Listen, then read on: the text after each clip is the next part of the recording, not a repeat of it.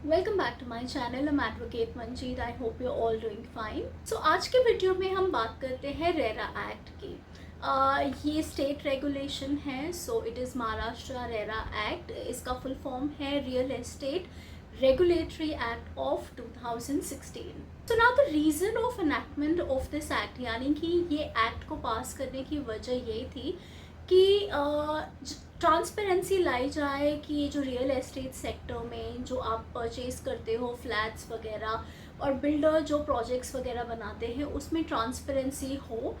Eight the same time जो इनके बीच में जो होम बायर्स होते हैं और जो बिल्डर्स होते हैं उनके बीच में अगर कोई डिस्प्यूट हो जाए पोजेशन को लेके या अलॉटमेंट को लेके या पेमेंट को लेके, irrespective what ever is the dispute, आपको एक इजी रेजोल्यूशन मिले।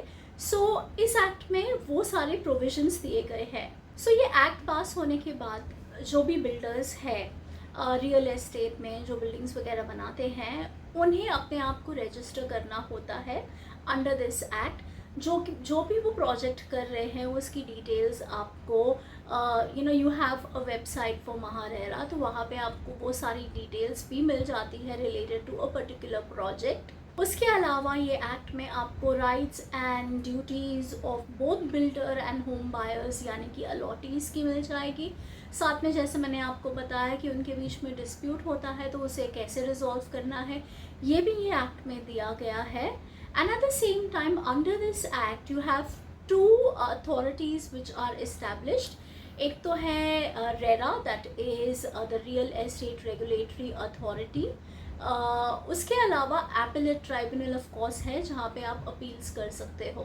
सो ये तो ओवरव्यू हो गया ये एक्ट का, तो I will not go into those details. So ये वीडियो में मैं सिर्फ फोकस करूँगी कि अगर एज अ होम बायर अगर आपको पोजेशन नहीं मिली है फ्लैट की या अगर आपका कोई भी डिस्प्यूट है बिल्डर के साथ में, तो आप उस सिचुएशन में कंप्लेन कैसे लॉन्च करोगे रेरा के साथ एंड प्रोसीजर क्या होगा उसके बारे में मैं ये वीडियो में डिस्कस करूँगी। तो फर्स्ट सेक्शन 31 के under as a home buyer as an allottee you can make a complaint before the RERA authorities. And under section 37 ये अथॉरिटी को ये डिस्प्यूट जो आप उनके पास लेके गए हो उसे डिसाइड करने का, उसे एडजुडिकेट करने की पावर है। तो कंप्लेन करने के लिए पहले तो आपको कंप्लेन ड्राफ्ट करनी होती है। So for that you can avail of help of your advocate. उसके अलावा there are two ways in which you can actually go ahead and lodge your complain.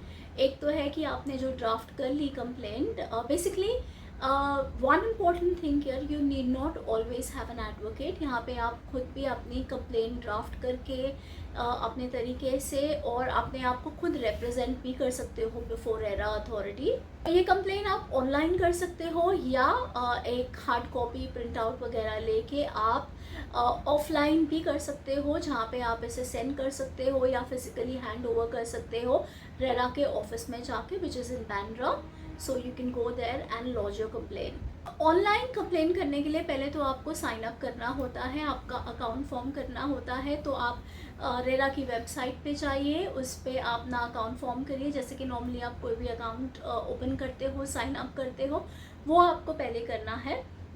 उसके बाद में you will have to put in your details while you are signing up. Of course sign up करने के बाद में आपको option मिलता है to raise a complaint. So you can click on that. आप प्रोजेक्ट की डिटेल्स, बिल्डर की डिटेल्स, ये सारी डिटेल्स आप की इन कर सकते हो।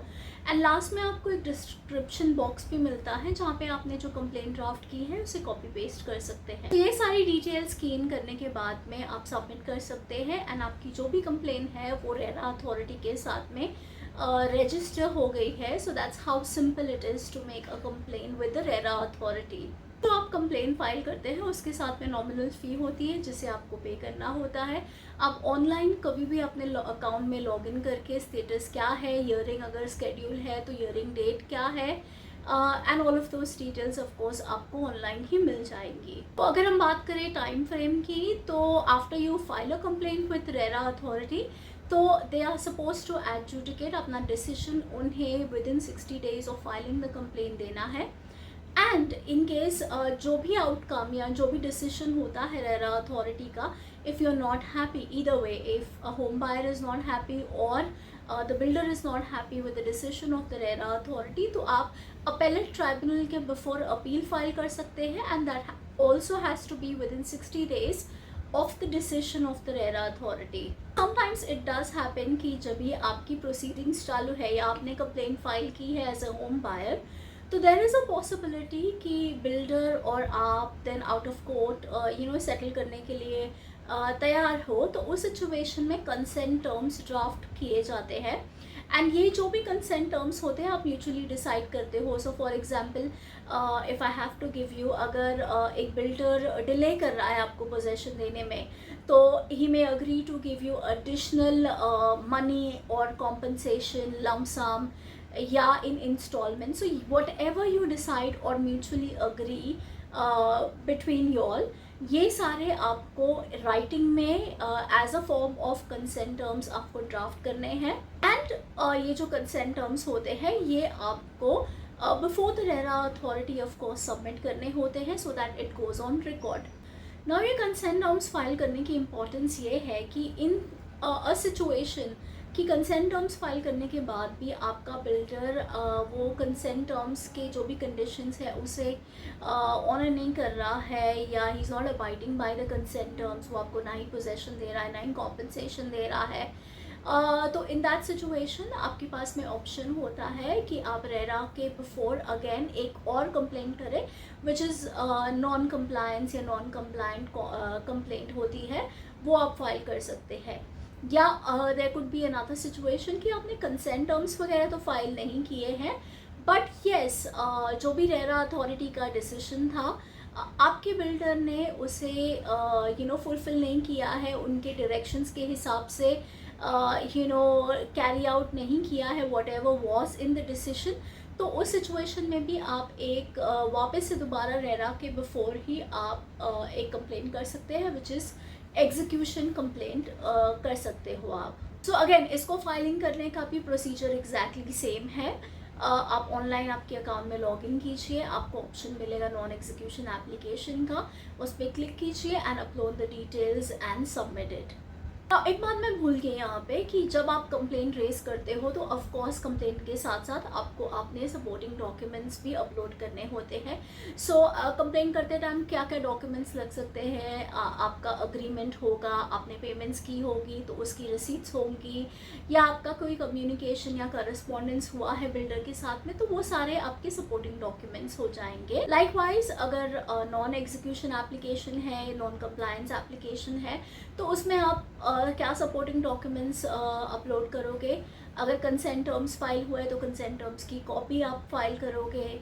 अगर आपको चेक दिया गया है and the cheque is dishonoured, तो आप वो चेक के डिटेल्स या चेक की copy, of course a photocopy, या अगर आपको बैंक से मेमो मिला है of dishonour of the cheque, तो वो सारे आपके सपोर्टिंग डॉक्यूमेंट्स होते हैं. अगेन आपके करस्पॉन्डेंस या कम्युनिकेशन जो भी बिल्डर के साथ हुए वो सारे आपके सपोर्टिंग डॉक्यूमेंट्स हो जाते हैं.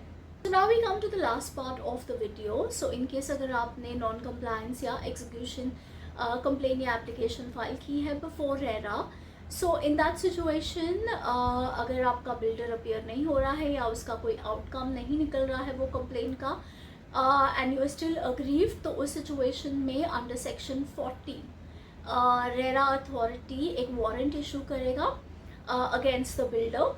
तो इस सिचुएशन में होगा रेरा अथॉरिटीज़ आपको कांटेक्ट करेंगे, वारंट की कॉपी भेजेंगे to just confirm the details of the builder and your grievances. And once you have verified the details, ये वारंट रेवेन्यू कमिश्नर जो होता है वो एरिया का, उससे भेजा जाएगा to execute the warrant. Under this warrant there can be two possibilities. जो बिल्डर की प्रॉपर्टी या whatever is there that can be attach to recover the money due to the allottee और the home buyer और the complainant, तो उसकी properties या account वगैरह seize करके वो बिल्डर से रिकवर किया जाता है. And the other option is you can arrest the builder as well. So ये जो कमिश्नर को वारंट फॉरवर्ड किया है रेरा अथॉरिटी ने वो करेगा, एंड जो भी इसका आउटकम निकलेगा उसकी report they will send it back to the RERA authority. That I end this video. I shall see you in the next video. Do like, share and subscribe to my channel and leave comments in the comment section, and let me know on what topics would you want a video on. I shall see you all in my next video. Till then, keep learning.